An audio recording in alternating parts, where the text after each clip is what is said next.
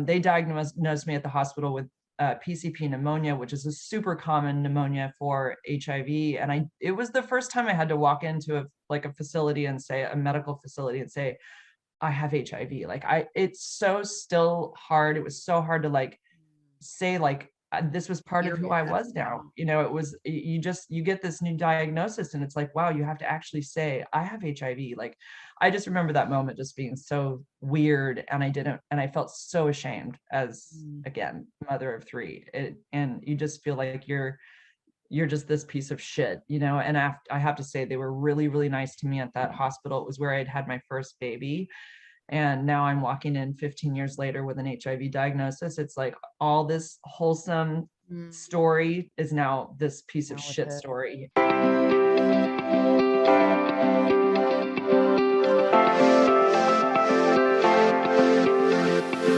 This is Jen Sugermeyer with Recovery Today magazine, bringing you stories of strength and hope. And we are here with the incredible Jennifer Vaughan, HIV advocate. And Jennifer, I have been looking forward to our interview for many months. I've been following you on social media, and it was sort of one of those rabbit holes that I had gone down on some Saturday night when I even found you, and it was one thing led to another, to another, to another. And I watched your story, and I knew in that moment that I needed to talk to you. I wanted to hear your story. I wanted to uplift your message, because what you are doing in the advocacy space is so special and incredible. And it's a story that everyone needs to hear. And in Recovery Today magazine, we typically talk about, there's probably a higher number of interviews that we do of people in the sober space or, addiction, things like that. And I felt it was really important to bring HIV into the magazine, because I believe that there are so many overlaps in terms of advocacy, self-love. And I think that there's probably a lot of dual diagnoses as well. And so I do want to touch on all of those. But first and foremost, thank you so much for spending your time here with us today. Really appreciate that. First, thank you for having me. Yes. So with that, I would love if you would just tell our audience, if they're not already familiar with you. I know so much of your journey because I feel like I've been watching you, daily, and it's really empowering. And so we'll talk about how to find you at the end. And I hope that people do go out and follow you with this, because you're so incredible. Tell us a little bit about what your life was prior to any diagnosis.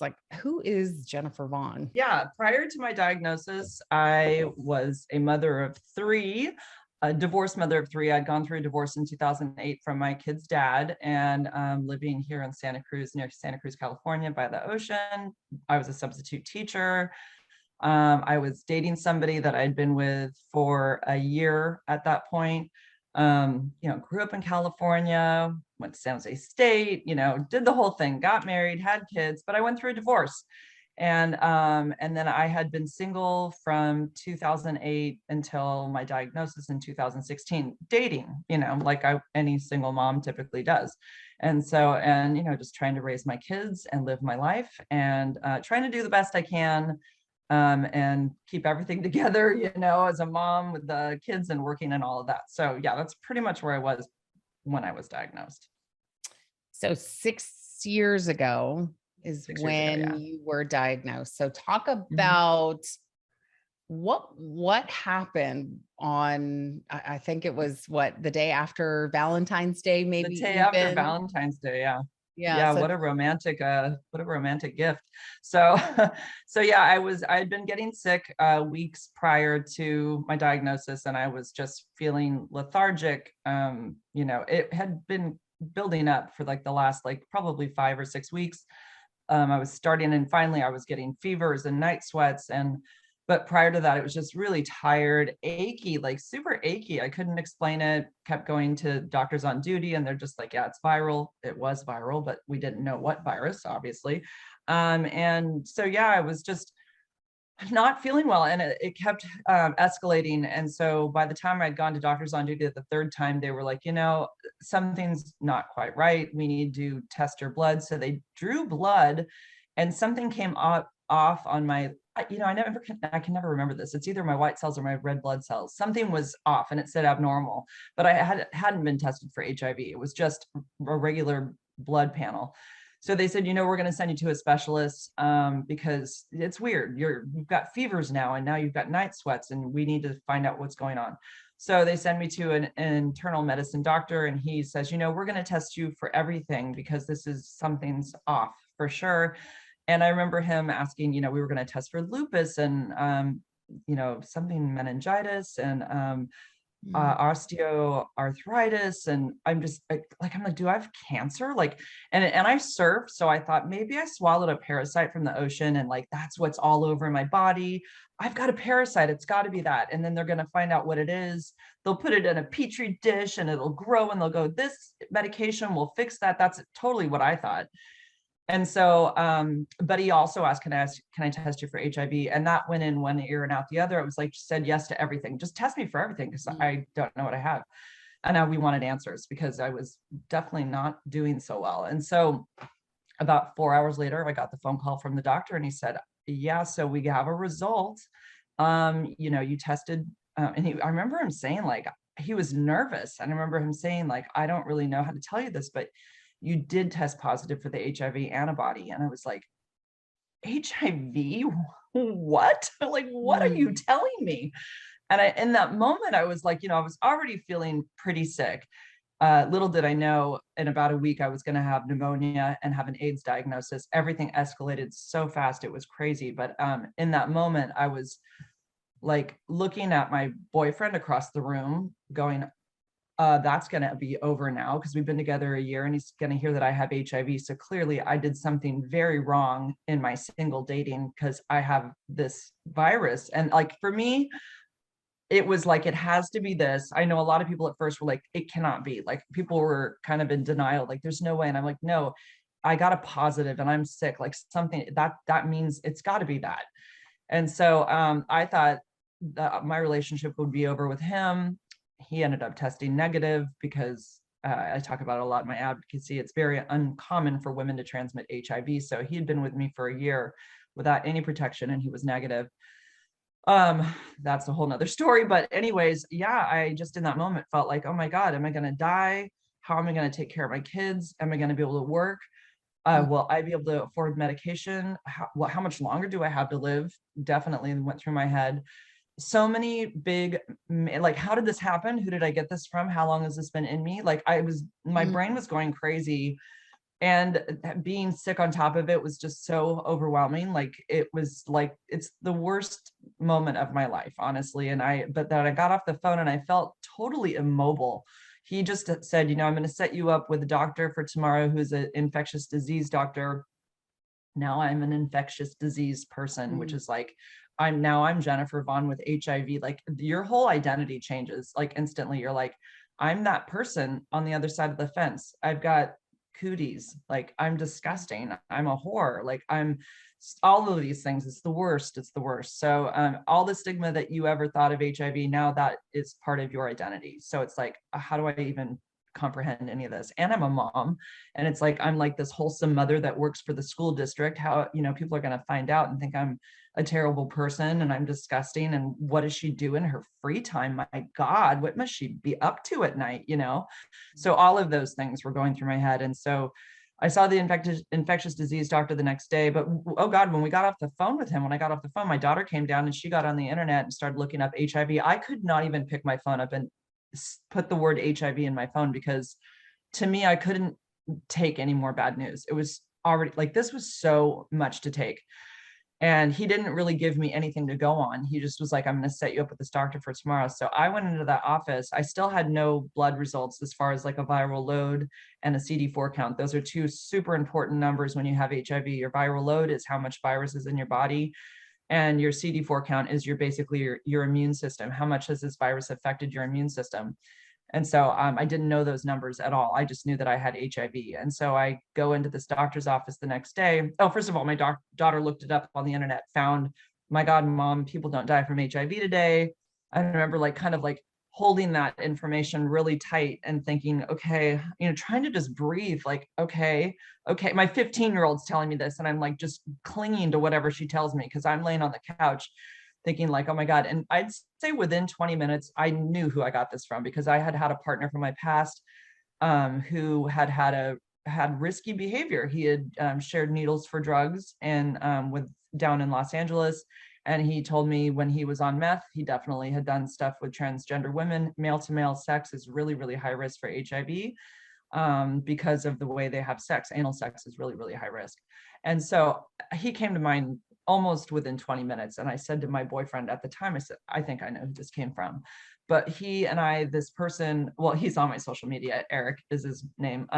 He and I weren't connected through social media anymore. I didn't have his phone number. So it took me about 4 days to track him down through, honestly, his family that I'd still kind of been connected with on Facebook. And a cousin of his had said, yes, he had been very sick. They thought he had cancer. And I'm like, oh my God, it's him. It's freaking him. So I got my confirmation about 4 days later, spoke to him. He said, look, Jen, I found out like 2 months after we broke up. I did not think that you would have this, but I gave your name and number to the clinic. They were supposed to contact you. I assumed they did. I assumed you tested. I assumed you were negative and never wanted to talk to me again. And you went on with your life. He goes, I don't know why, but I just didn't call you because I was in my own shit and funk when I found out. And he just did a deep dive back into drugs when he found out and became very selfish. Obviously, it was all about him and his diagnosis. He just didn't, for whatever reason, because I've interviewed him, he didn't think that he could have given this to me, which is a lot of people say, how could he have not thought that? I can't get into Eric's brain. I don't know, but for whatever reason, he felt that he couldn't have given it to me. He felt like it was all consuming him. He felt like this was his basically punishment for his bad choices that he'd made, as he put it. So he just thought, how could I have given this to Jen? I loved her and I would never want to hurt her. So he didn't think, I know it doesn't make sense, but he didn't think that he could have given it to me. So I went on for about 2.5 years without knowing I had it. And that's why it did turn into an AIDS diagnosis. People don't think that that can happen that quickly, but it can. So my CD4 count when I was finally got my blood work back was an 84, which is like anything under 200. Like healthy people without HIV typically run in this 800 to 1500 range. This number doesn't mean much to people who don't have HIV, but so your immune system, like 700 to 1500 is pretty normal. Anything under 200 is considered an AIDS diagnosis. Mine was 84. So meaning that you're just all of a sudden more susceptible to opportunistic infections. And within like a few days, I was not able to breathe that well. And I ended up going to the hospital because I said, I just went up my stairs and I can't even catch my breath. Something else is wrong. And I hadn't seen an HIV specialist yet. They diagnosed me at the hospital with PCP pneumonia, which is a super common pneumonia for HIV. And it was the first time I had to walk into a facility and say, a medical facility, and say, I have HIV. It's so still hard. It was so hard to say this was part of who I was now. It was, you get this new diagnosis and it's like, wow, you have to actually say, I have HIV. I just remember that moment just being so weird. And I felt so ashamed as, again, mother of 3. And you just feel like you're just this piece of shit, and I have to say they were really, really nice to me at that hospital. It was where I'd had my first baby. And now I'm walking in 15 years later with an HIV diagnosis. It's like all this wholesome story is now this piece of shit story, at the same hospital. And that was a real, all of that was just like, I can't believe what my life is becoming, my God. And so I was diagnosed with AIDS because of the CD4 count being under 200. And I ended up getting sicker for about 5 days because I just didn't have the right medication for this PCP pneumonia. It was sort of a insurance glitch. And I took pictures of myself during that time because I really felt like I was freaking dying. I so connected with men that I'd seen in the 80s when I was a teenager, just 20 miles south of San Francisco.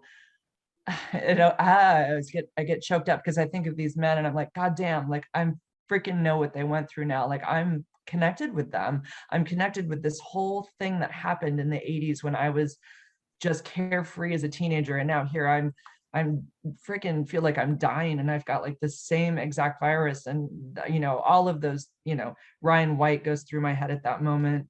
Pedro Zamora, who I love from the real world, went through my head. Freddie Mercury, all these people. I'm like, Jesus Christ.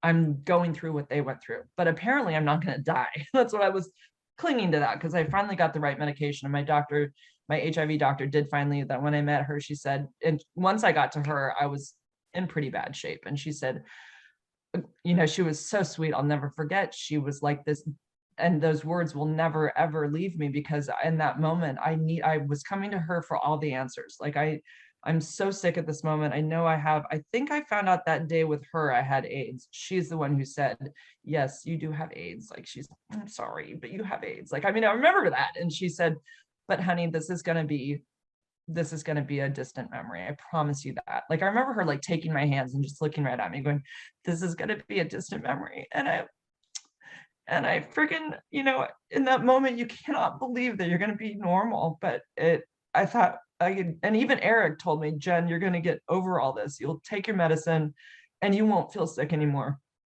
And it's so hard to believe, because I'd been sick for so many weeks, and then it progressed to such a heavy sickness that you don't even remember what normal fucking feels like anymore. And you just want to be normal again. And so it took about like 3 weeks, and I started to get freaking normal. Like, I could not believe it. I was like, am I supposed to like live, like with the sickness for the rest of my life? Am I supposed to feel like shit forever? Because I still feel like HIV in a way is punishment for what?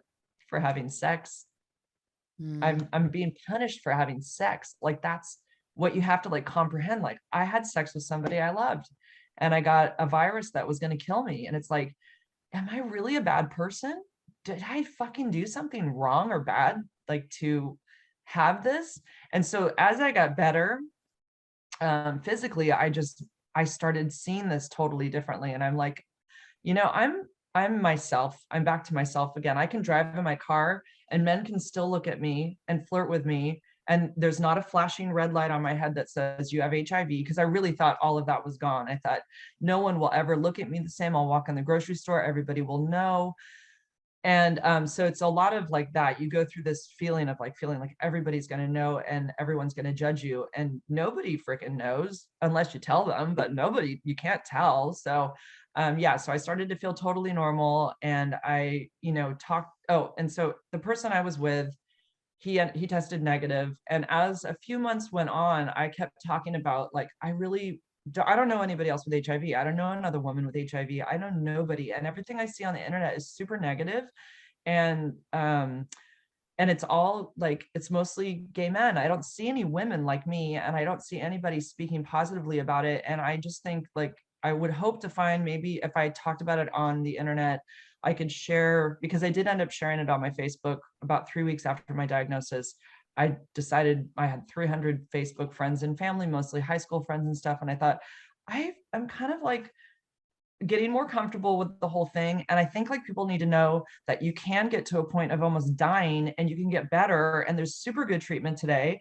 And I want people to know that I didn't even transmit it. Like, what the hell? I mean, I would have thought that would have happened, but it didn't. And I had past partners during the time I was positive. Nobody was positive. Nobody got it from me. And so like all of that was kind of like, wow, this is a crazy information. I don't think people like know this. And I just wanted to see if I put it on YouTube, which I could do like a longer format video, link it to my Facebook, so then people on Facebook could see it, but then it would also be on YouTube. And then maybe I could find another woman like me. Maybe she'll somehow come across the video, or I could prevent another woman like me from going through what I went through, because they'll know the signs and the symptoms, because I had a lot of symptoms along the way that I just didn't have any idea was HIV, like yeast infections that were like really hard to like get, like they weren't going away right away, like typically like they would when you do treatment. I had a swollen lymph node I went to the doctor for, and they just said, nope. It's like, well, we didn't even think HIV. He thought if anything cancer. And he said, well, if it goes away, I'm not worried, and I went to an ear, nose, and throat doctor for that, and he just dismissed it. I had a rash around my face. They just dismissed it at the dermatologist, said it's age and hormones. Of course, these things are pretty general and no one's going to say HIV. So like, but I thought maybe if someone sees all my symptoms in one video, they might go, oh shit, I've had all those too. I should test for HIV. So that was like really why I put that video out. And I wanted something more positive out there where people could see like, yeah, you can still freaking be, you can still skateboard, surf, and, you know, be a cool mom and have a relationship and all that. So put that video out. It started getting views. Everybody on Facebook was super supportive, obviously, because those are people I know. But then YouTube video goes out and it starts getting views, and I'm watching that number climb, and I'm like, holy shit, people are following me. I remember hitting 35 followers and going, who are these people? What's happening? And I thought, and now I'm like, I don't really do my YouTube so much anymore, but it's around 63,000, but it's crazy. And so that video started growing, and of course I just kind of kept doing more videos to answer questions. And what I had was a lot of people asking tons of questions, but I also had a lot of shit, like a lot of people saying, you're a bad person and you should not be sharing this. And what the fuck did you do to get this? Like, you're a piece of crap. I got so much stigma that I was like, it was like, oh my God, the beginning was so hard. And I remember just opening up my computer in the morning to go read the comments, because it's kind of exciting. It's like, it's starting to grow. People are like following you, and it's like, but you also have to be prepared that there's people that will say whatever they want to you, and that's like a big punch in the gut. Every time you read every comment, it's like it's like, oh my God, like I'm just trying to help people, but people find this need to lash out at you that you don't even know these people, and they're pissed at you and they're yelling at you on big capital letters, like, and you're thinking, is this even freaking worth it to be beat up like this every goddamn morning? You know, and I remember having like at least, well, it was a lot, like I'd say like at least six months, like going through that. But I'm talking so much. If you need to interrupt me, just go ahead. I'm going to, but you're on a roll. Go for it. So I started meeting women. Like within 2 weeks, Catherine from South Africa finds me, writes to me. She's in a hospital in South Africa with HIV and tuberculosis. She's sick. She's like almost on her deathbed. I've interviewed her on my podcast. She's my first wife, I always say. And then Brittany Ann Blakely from, I say some of the, like, Brittany's public, so it's okay, I can say her name. I'm going to her wedding in May. She was in North Carolina or South Carolina in a hospital, literally like dying from pneumonia, HIV. She had a her CD4 count was a 6. Girl is drop dead gorgeous girl. And I was like, almost like, is she for real? Because I checked out her Facebook and her Instagram, and I was like, but then I could see where she went radio silent and she had no post for like 2 months. I'm like, this girl's not lying. She is in the hospital. Holy shit. So she's now a friend of mine. And we became friends. Then Connie down in LA contacts me. And then Anne in freaking Nairobi, Africa contacts me. And I've got all these women contacting me. So after like, I'd say 4 months, I had been in contact with maybe 15 women. And I was like, God damn, it was getting really overwhelming, because they'd want to talk to me and they'd want to know more about, like, you know, because they're alone in this. We don't have anybody else to chat with. And I said, you know, I finally asked all of them, hey, would you guys want to be like I've never done this, but why don't we try to go into a secret group on Facebook, and then you guys can all talk to each other and meet each other. Oh my God. So it happened. And I put them, they all said yes. They were like, oh my God, they couldn't wait to talk to each other, because, you know, it's like we all have the same virus, we all have the same concerns as mothers, and stigma and everything. And so yeah, they started talking, and I was just like, I lost my shit. I was down in my kitchen. I freaking fell down on my hands and knees, and I just started crying, because Connie was talking to Catherine and Catherine was talking to Lacey, and shit. I mean, it was like, what is happening? It was so freaking amazing. And it like will always make me emotional, because it was such a powerful, amazing moment for me. But that was like in less than a year. It was like really close to like almost my 1 year diagnosis. And I'm like, what is happening here? This is like, this advocacy is so needed, and it's so important. And so I just kept going with it. And then Bruce Richmond, who has been the executive director of the U=U campaign, which is a whole another element to my advocacy, is that when you're undetectable with treatment, you just take a pill a day, you can't transmit the virus. And it's a really important message for people living with HIV, and also just the community, for anybody to know, because it lessens stigma. So Bruce, somebody got a hold of me and said, you need to get a hold, because I started to kind of get a little bit known on YouTube. And somebody's like, you've got to get a hold of Bruce. He needs to have a white woman representing that demographic because they don't have that. And so Bruce and I talked, and he was really the first one to tell me. My doctor didn't even tell me that I couldn't transmit it when I was undetectable, but Bruce was like, So you didn't know this, Jennifer. You can't transmit it. So I want to get into that. I want to back up a little bit. You're so captivating. I could listen to you. This is why I've been following you so much for, I think about 7 months now. So I want to back up a little bit, Sure.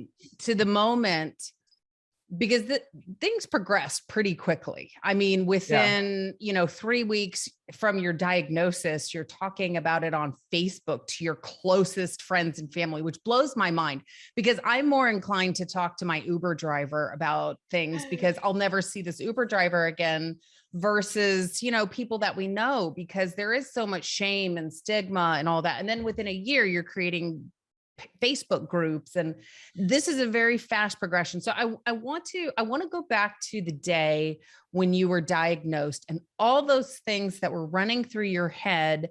And where were you in your knowledge about HIV? Was it back to the Freddie Mercury days? Was it back to those people that you mentioned, back in the 80s? What did it look like from your awareness and knowledge of HIV when you were given the diagnosis? Well, what's funny, when I was dating, I have a girlfriend that I'm really close with, and I would, sometimes, hold on, shut my door so my kid doesn't hear this.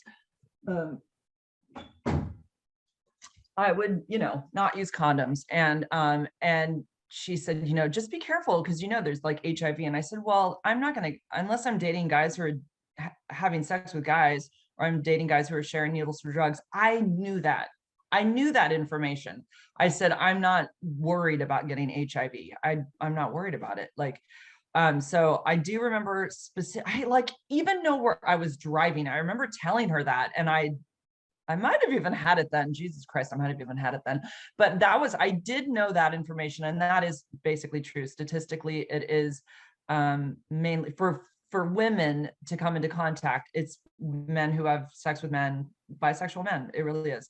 And men who share needles for drugs, because it's so uncommon for a woman to transmit it to a man. It's not that it can't happen, but it is really uncommon. The CDC even says it's like 1 in 2,500 sexual exposures for a woman to give it to a man, like 2,500 exposures. That's a lot, right? So anyways, I don't know why, but I kind of knew that. And I think it's kind of obvious, like in the news and what you see in media, you don't see that. You do see that it's more gay men. I mean, this isn't a secret. It's pretty obvious when you look up HIV. You see a lot of gay information. You do. And so I kind of knew that offhand. As far as treatment today, I would have thought, because my mind right away was like, oh my God, am I going to have to go see a specialist in San Francisco, which is like an hour and a half from where I live? What will this freaking cost?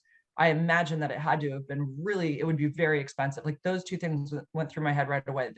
Where are specialists? Where is the medication going to come from? And yeah, of course, I don't know really what I thought as far as like dying from it before that moment. I don't really know where I thought people were with it. If they had the diagnosis, how long they could live. I don't really know if I really truly knew where people were with it today. But when I was in that moment, I thought I might only have 5 years to live. Like that, my mind went to that. I just thought, I don't know, do I have a long life? Is it over? Like, I just didn't know. But I don't really know before my diagnosis where I was on people and their life expectancy with HIV. I don't think I even thought about it. So but it's kind of where I was. Did you ever, so your boyfriend was in the room with you, and it sounds like you told your daughter immediately because she was researching on her phone and giving you the best news probably heard up to that moment. But did you have any reservation just initially telling people? Were you afraid of how that information would be received? Goddamn, as you can tell, I talk. I definitely was more like, this is so freaking absurd. I cannot even believe it. I have AIDS. I have HIV. Oh yeah, hi. I have AIDS also.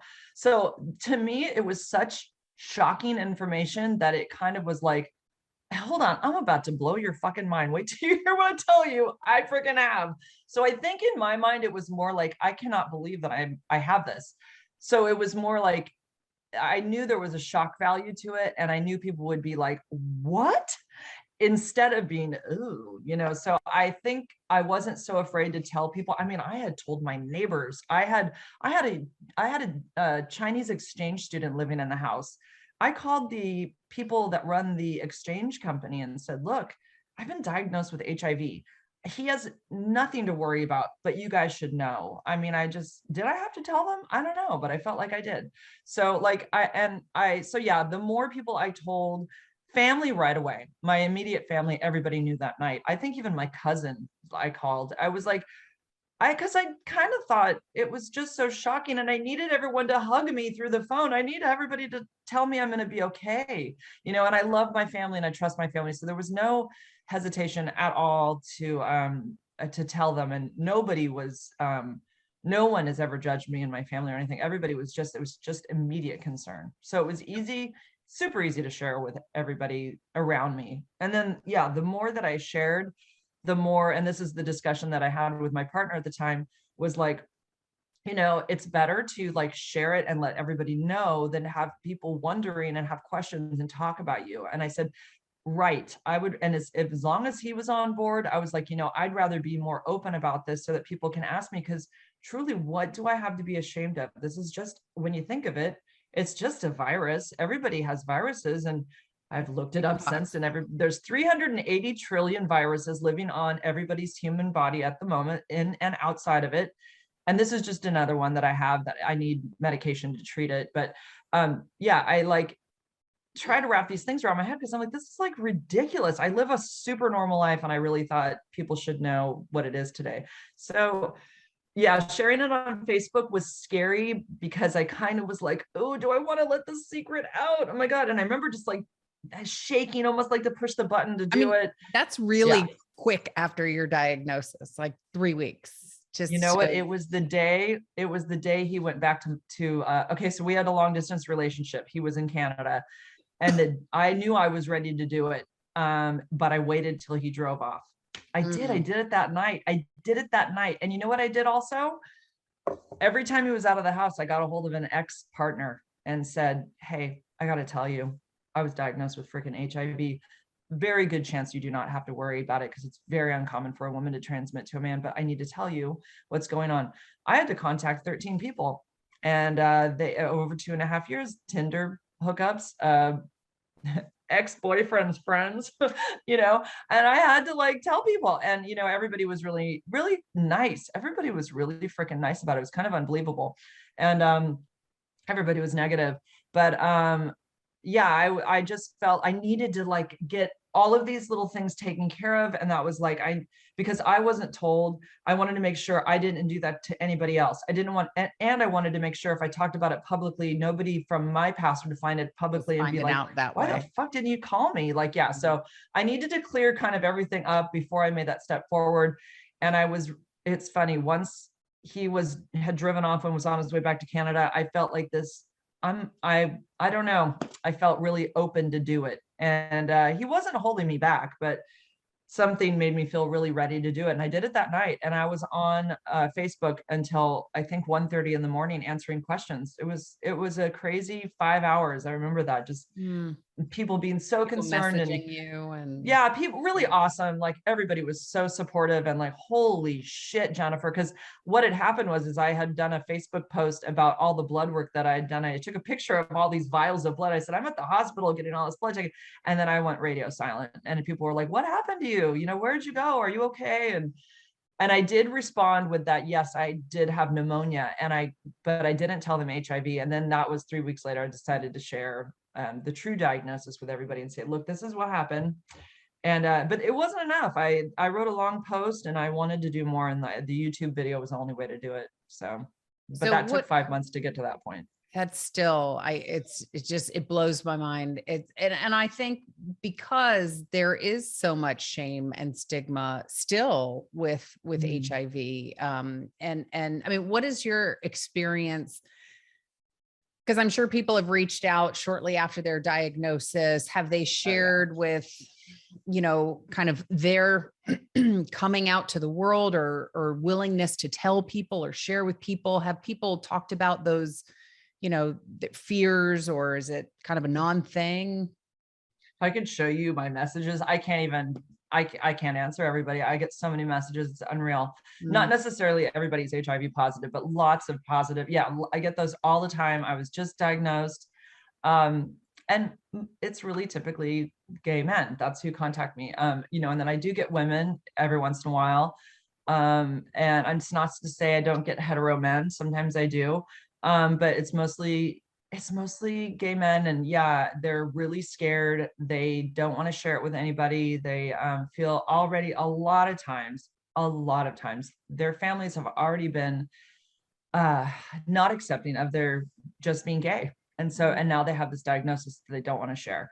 So and then they're terrified about stigma, obviously, and dating, and how is this going to affect them, and they're worried about the treatment and can they afford it. And you know, medicine is available all over the world. It's available to everybody. It's basically it's socialized medical care everywhere, so everyone has treatment. There are some issues with access to getting medication, and that can affect people. Lots of different things get in the way of getting medication, and it can be something just as simple as mental illness. It could be something as simple as transportation to getting to a doctor. It could be something as simple as you not wanting anyone in your family to know that you have this, so you will not take the medication because you don't want it to be found in your medicine cabinet. There are so many reasons why people don't get medication, but access is there. In the US, it's a little bit different because we don't have socialized medical care. I happen to have something called, I'm kind of going on a tangent, but I know people want to know about medicine. I don't pay anything for my medicine. It's free. It always has been. I have something called Medi-Cal, which is basically Medicaid. In California, it's called Medi-Cal. So ever since my divorce from my kid's dad, I've had low income medical insurance. But if I didn't have that, I would go through my, you know, private insurance. If I had that, I would pay a copay. If not, there's lots of programs. There's ADAP, the AIDS Drug Assistance Program, which has been there. It's the Ryan White funding that's been there since 1991 or 1990. So I always try to answer that because I get that question so often about medication. Nobody pays out of pocket. Nobody pays $3,000 a month. It's always covered. So, and like I said, everywhere around Venezuela, there's issues. They've got a lot of problems in Venezuela. So I won't say that it's always available everywhere, but for the most part, it is. So I don't know where I was going with all that, but yeah, so the social media thing, kind of, that's where it all started. So Yeah. what kind of change, you know, people are reaching out to you, they've recently been diagnosed. And I mean, I will say, I didn't know a lot about HIV, if really anything. I may have been, you know, probably even behind you from when you got diagnosed, in the sense that, you know, I think you had more knowledge, or more up-to-date knowledge than I did. I thought more of 1980s, you know, this is a really scary thing. Most do. Most people think that, yeah. Yeah. And so you've got people reaching out to you, and well, so let me close the loop on that one. Now I feel as though I am, you know, in lockstep with, because I watch you, I've learned so much. I mean, we'll get into the U equals U thing, but none of it, you know, it doesn't scare me like it used to. Yeah. You know, it's taken a different form. And so I'd love to hear, you know, some of these stories of people that reach out to you and say, oh my gosh, I just got diagnosed. And then they start watching you and following you and doing their own research and understanding more about the disease and sort of their transition. And can you talk about maybe if there's a certain story or something that stands out with somebody kind of having, you know, that turning point in their diagnosis of finding themselves again? I mean, is there a feel good story that comes to mind of people? Because I'm sure you've got to see these. Oh, I've got so many, my gosh. Yeah. I mean, there's so many people that still stay private, but like I could open up my phone and read so many different messages of people that like kind of cling to my videos while they're getting more information from their doctors. Like I get that a lot. Like, I've been watching all of your videos trying to get all my answers, and like I'm freaking out. And then like they'll come back like, oh my God, yes, I do have one. Oh, I had a guy send me a picture. Oh my God, this was so heavy. I think I talked about it in a video. He sent me he videotaped, he wasn't even talking. He videotaped in his apartment and walked over to a window. Jesus, this one was so like heavy, and showed outside of his window. It was like a 3rd-story building. And he wrote to me, said, Jennifer, a year ago, I was diagnosed and I was going to jump out of that window. I was going to end my life. And he goes, and then I found your YouTube videos. And he said that it changed how he felt about his diagnosis, and it helped him cling to something while he kind of like got through the process of this new, reality and this new diet, this new identity. And God damn, I'll never forget that. And he said, you saved my life. Like I was going to kill myself. So yeah, like I definitely I was going to kill myself until I saw you were living a normal life. I needed to see that someone with my virus was living a normal life. And I get what I get also is a lot of people who like, I'm like Mama Jen, like I'm everybody's mom. It's really sweet. Like so many people are like, you're like a mom to me. And I just watch you and it like gives me so much hope that I will have a normal life also, because it's, even though we have treatment today and it's so like, I can live a totally normal life, it doesn't matter. There's so much stigma that diagnosis is the scariest diagnosis to get. It's terrifying. Even if you're in a community like the gay community where it's maybe more obvious, like they know more about it, it's still terrifying. It is. There's no way, because once you see like those 3 letters are associated with you, it's really scary. So that one, the window one was really blew. Did I cry my head off when he told me that? And there's a guy that's a radio personality on the kind of in the Southeast. And he videotaped himself getting his blood taken. And he said, I'm real sick. I'm at the hospital. I've been watching your YouTube videos. I was just diagnosed. He's still private. Nobody knows that he has it. And he said, I thank you so much for doing what you're doing. I'm like, and I remember we FaceTime and we were both crying. Like, he was like, you don't even know what this is doing for me. Like right now, like nobody knows. And he goes, and I'm watching you and it's helping me so much. So yeah, like I wish I could be there for everybody. I get so many messages. It's really, really hard, but I try to just at least give somebody some hearts and say, I'm there. I'm thinking about you. You're going to be okay. And, hang in there. It gets easier. You will not think about this every day. I promise you.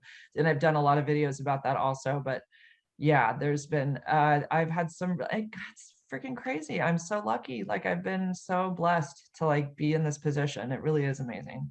Yeah. And as cliche as it is, I believe everything happens for a reason. Totally. That's what my tattoo says. I love it. I love it. Where does self-love, what role does that play in all of this?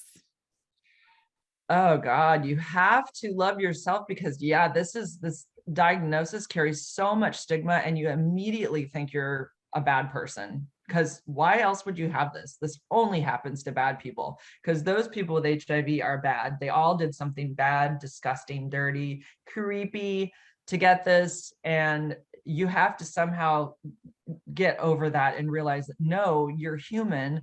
You had sex. Maybe you had sex with lots of people. Who cares? Sex is great. That's how we're here. We're on this earth because of sex. We have to have sex. And there's so much freaking stigma about sex.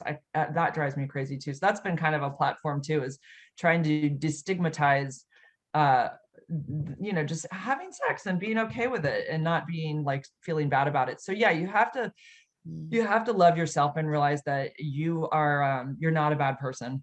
If you got HIV doesn't equal bad people. And it also doesn't even equal bad decisions. As far as I'm concerned, people who use drugs aren't doing this to be bad people. People have like addictions. Addictions are really hard to get over. And it doesn't mean you should get HIV because you shot up with somebody who had it. No one deserves it. No one deserves it. If you're having, let's say you're a gay man and you have lots of sex with guys and you don't use condoms, that doesn't mean you should have HIV. You should have the freedom to have sex as much as you want with whoever you want. It's your life. This is your life on this earth. And it doesn't mean that you deserve a virus. It doesn't mean you're a bad person. So yeah, it's just getting over that hump of realizing that even though you have this diagnosis, you're not a bad person. So you have to still love that person for who they were before they had it, and know that you're still the same person. You are. Where do you draw that strength from? Because there are days, and because you put yourself out there and you said this, I mean, there are people out there that are, and let's not kid ourselves, there are trolls that live out there too. Yeah. And they're out there to just wreak havoc and, destroy and Totally. tear people down. And so it could just be a troll, but there are people that are out there that are telling you everything contrary to that you are trying to believe. I'm a good person. I don't, I have worth, I have value, I'm beautiful, I'm amazing, I should be free, I should be all the things that you're telling yourself. People are telling you the exact opposite. And how do you draw strength in those days where it just feels like people are just throwing it on, and whether it's one comment or a whole litany of them, where do you draw that strength from? Oh my God, my followers for sure. Like I have such an amazing like following now that it just, I know, because they always say, don't ever believe in this, like I get so many people that will stand up for me now. So there's that for sure. Like I feel like I've got so much backing behind me now. And I know in my head, I'm with enough HIV positive advocates. I see that they deal with it too. I see how they handle it. And so I always go to that. And I think of all the HIV positive advocates that I know that are out there in public who have gone through the same stigma that I go through. And it really does give you strength to know that you're not alone. You're not the only one talking about this. There's a lot of other people that are talking about it and saying that they're just living their life. Like Carl Schmidt, he's a ABC News affiliate, and he's on the red carpet. He's Australian, if you've heard him, real handsome guy. He came out probably I don't know, 4 years ago, and he'd been positive for I think 13 years. And he finally decided he'd had enough and he wanted to share his diagnosis. And we were like, yay, another personality, because it's so helpful, when we have, famous people who decide to share their diagnosis and show. I mean, the guy's super healthy, he's beautiful, ripped, good looking guy. So yeah, I think that those comments are still hard to take. There's no doubt about it. I used to get more, I used to fight with people more and want to prove myself. Mm-hmm. And then I remember my ex saying, why are you giving all your energy to these people? And I'd say, because I have to tell them how wrong they are. I have to. And the hardest thing to do, but it is the best thing a lot of times, is just to block people and not give them anything. And sometimes I feel like I'm losing when I do that, because I feel like I should somehow try to change them and change their mind. And sometimes I do. And I'll make a lot of different TikToks to try to challenge these comments that come to me. But I have learned that when you don't give anything to them, then they have no energy, and they lose whatever they were trying to do. And I know I'm picking at a little mountain with a little toothpick as far as stigma goes. I'll never change everybody's mind ever. But, whatever I can do in the meantime, especially for people that are positive, and help them with their diagnosis, then it's totally worth it. So that's the way really I think about it.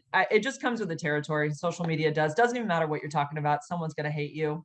I mean, it doesn't matter. I could be doing anything, But if it's social media or not, I mean, there's someone in someone's life that they feel, well, what if they come after me? I mean, and my coworker or whatever it is. And I think that's right. Really good advice to say, don't give them the energy. Right. Focus totally on you. Yeah, because they love it. They oh my God, I've gone back and forth with trolls. It's so stupid, because you think you're gonna get them with your comment, and they come back and they're so mean and they're laughing at you, and it's they're sending laughing emojis you're such an idiot, and it's oh my God, it's why? And it does put you in this place of you're why am I doing this? I used to get, like I said, I used to get more involved with yelling back and forth at them, and then I just realized I was wasting so much freaking energy. It was so dumb. So I've learned it's trial and error. I think you just have to know what you can do. And I see other advocates sharing their experiences with negative people on the internet, and I see it, yeah, we all need freaking counselors. Jesus Christ, people can be so awful. So it's nice to know in a way you're not alone. You're okay, I'm not the only one going through this. So I try to think of those things. But then I also, of course, know that the good that I'm doing far outweighs the negative that anybody gets from this. So And, and it says a lot about the other person. And that's what I've Yeah. come to realize, is that their comments, I mean, people that are happy and healthy aren't out there, hurting other people. Hurt people. Hurt people. So totally. I was going to say that. Yeah. People that are out there tearing you down, that just says everything about them. And so what does your dating look like today? Is dating even possible with HIV? Well, this was like, of course, this was the experiment almost, like when things ended with my partner. We had been together for 6 years total, 1 year before my diagnosis, 5 years after. We'd been married for about, I think about a year and a half. But he was unfaithful to me. We kind of had a long distance relationship. He was here part of the year and in Canada, the other part. And anyways, it ended last May officially. We actually hadn't seen each other since last March. So it's almost been a year since I've seen him. But anyways, I was like, okay, I am going to date. The first person I came across, of course, I went onto a dating app. It wasn't Tinder. I did, I don't remember which one it was. But I'm not on it anymore. And I came across a past guy that was a neighbor of my friend who I'd been with one time. And he was one person that I had to contact and tell him that I was positive. He was a firefighter, paramedic, my age. And we matched on this thing. He goes, Jesus, how are you? And I'm like, I'm good. And he's like, damn, he goes, you should come over. He goes, he loved my whole profile. I remember he loved my whole profile because it's got surfing and skateboarding. And he's like, damn, we should just spend a day just watching surfing on TV. So we meet up. He tells me to come over. I'm super excited because I always had such a huge crush on him. Cute guy. And he said, he greeted me with a big kiss and a hug. And I was like, this is my first experience with somebody after my husband. And by the way, of course, he never got it from me. The husband, I've been undetectable for literally since a month after I went on treatment. So, but anyways, I don't even know if I explained that so much to this person. His name's Jeff. Before I saw him, I cannot remember. But finally, I remember there was this one moment in his kitchen and he said, kind of like, it's like the elephant in the room. Yeah. So I kind of wanted to ask you a little bit about it. And I said, okay, so here's the deal. I'm undetectable. And I tell him about the studies and I say, there's like over 150,000 sexual exposures with somebody who's HIV negative on treatment, or no, somebody who's HIV negative and their partner's positive, but they're undetectable and on treatment. And they've had 150,000 exposures, sexually. And this is like all the studies have proven that nobody transmitted it. And he goes, well, he gives me a hug and he goes, do you want to be the 150,000 first? And he like hugged me and I was like, oh my God, I'm like you. And I remember hugging him in his kitchen and said, thank you so much for making me feel normal. And we hadn't even done anything yet. And, but we did. and we didn't use a condom. And we had a great night and I ended up seeing him 2 other times. And it was the same. It was like, I was just Jen to him. It didn't even matter. And that was really so helpful for me going forward. We didn't end up dating. We just had those 3 nights and they were all kind of within like a 6-week period. I don't know. He's not looking for a girlfriend and it was fine. I was glad to still like have some physical contact and be with somebody that was familiar. And so, yeah, I continued to talk to people and meet people all through Tinder. And I do have a podcast. So I've been sharing my experiences from those dates. And yeah, some of them have been wild and crazy. New Year's Eve. Yeah, I guess I'll just leave that for my podcast, but I've definitely met people that did not care. I would share my diagnosis sometimes I've shared it. I've shared it with somebody. Oh God, I shouldn't even say this. I haven't even shared this on my social media. I have shared my diagnosis when I was pleasuring somebody. I literally said, I got to tell you something. And he said, what, do you have AIDS? It was really funny. And I said, well, not quite. No, not quite, Close. but you're close. And he said, just, can you keep doing that? And then I'll think about it. It was really funny, honestly. And he said, well, I can use a condom, of course. And I said, well, of course you can. And of course you don't have to. It's total. I've disclosed at this point, it is totally on you and up to you. And you know what? He didn't use anything. He was like, fuck this. Huh? I'm doing an interview right now. Sorry, my daughter's she's been trying to call me. So anyways, I would say when people meet me, they're like fine with the diagnosis. But yeah, no, I've definitely had the people that have run away. It And definitely happens. Doesn't matter how much you share with them that you can't transmit it, they're not gonna get near you. They're scared. yeah, So I yeah. and and I think in 20 years, with all of the newness and the U equals U, and that we'll start to see a shift with that, but it's still new and kind of Yeah. so And I should say really quick, I technically don't even have to share my diagnosis because I cannot give it to anybody. So it's like, truly, it doesn't need to be talked about because it's not possible for me to transmit it. But it's a big debate. People that are negative feel that that's wrong and you should share it. I'm like, okay, well, I can't because the give law you my changed. toenail. The law changed recently, right? The laws changed. Yeah, it's in California. It used to be a felony if you were trying to transmit it. There's a difference. There's intent to transmit. Like, let's say you know you have it, you're not on treatment, and you are trying to give it to people. That's honestly very rare, to tell you the truth. It's very uncommon for people to want to give this to somebody. But I can't give it to anybody. There's no intent. So I do not have to share this information, but I do, obviously, because it's all over my social media, and I would not want somebody to find out later and then be like, why the fuck didn't you tell me? But now it's considered a misdemeanor if somebody, it's still, I'm not breaking a law by not sharing my information. If I was, let's say, and there's nothing that anybody could sue me for because they can't get it from me anyway. So they'd be like suing me for what? Me not telling them that they can't get it? I mean, there's like nothing to sue me for.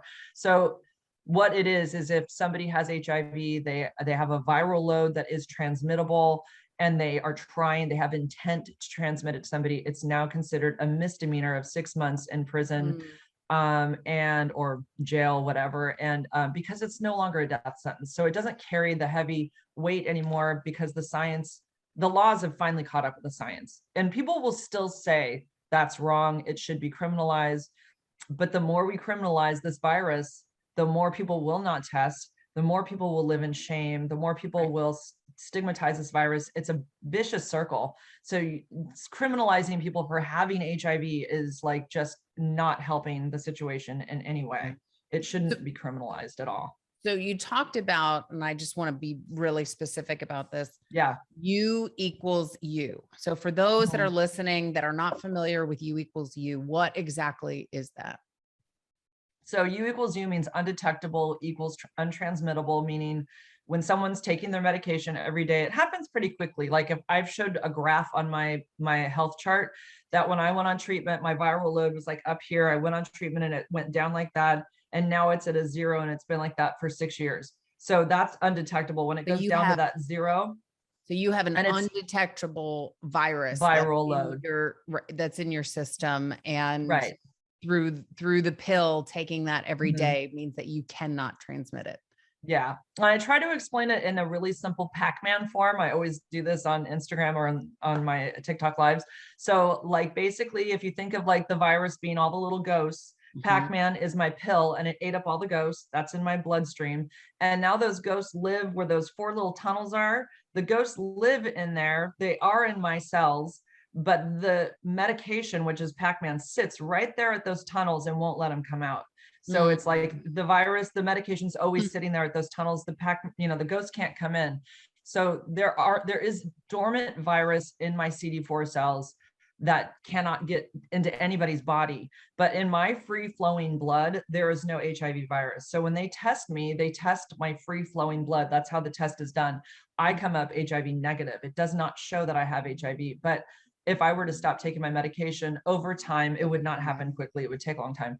The virus would go, oh, I'm coming back out. I'm going to do my thing. I'm going to start replicating, but it can't because every time I take a pill, I have this, it's called drug pressure on the virus. So the virus doesn't have a chance to do jack shit. So because it's completely contained in these cells doing nothing, I have my immune system recovery. There we go. My immune system recovered and I have a normal immune system. Like everyone's like, are you afraid of getting COVID? I haven't had it yet. And I did get the vaccination, but No, I'm not worried. I have a really normal immune system. In fact, I think my medication actually keeps me from getting it. It's weird. I like literally am never sick. And I talked to my doctor about that. I said, because I take an antiretroviral, it's protecting me from, from the virus that's in my body. But I freaking think it And some protects me other from other thing. viruses. I really do. And my doctor said she doesn't want to confirm it because Right. she knows I'm on social media and she doesn't want me going, hey, guess what? Right. HIV medication. But because I blab a lot, but she said, there's probably something to that. So it's crazy. I'm super healthy. So the only thing that you do every single day is you take one pill. So all you need to do is go to your One little white pill. pharmacy. It's like this big. Yeah. You go to your pharmacy once a month or Yep. whatever, and you go grab your medication, and that's it. Yeah. I mean, You can't people transmit it to anybody. You can't, and it's No. really not impacting your life. No. And people say, oh my God, but you could forget your pill. I'm like, I'm a grown, like I just did a video. I said, I'm a grown ass adult. I can handle taking a pill a day. I took birth control for 11 years and didn't have a baby. I mean, we all know how to take pills every day. It's not hard. It's like, this is not difficult. Do I want to have AIDS again? No. Why would I forget to take my medication? Like, that pill is my lifeline. I love my pill. I look forward to taking it. It makes me know that I'm going to be healthy, and it makes me know that I'm never going to transmit this. So why the frick would I forget it? People are funny when they think that you would not take it. And I'm like, let's say I happen to go out to a movie or whatever, and I forgot to bring it with me. And there might be an hour where I can't get to it.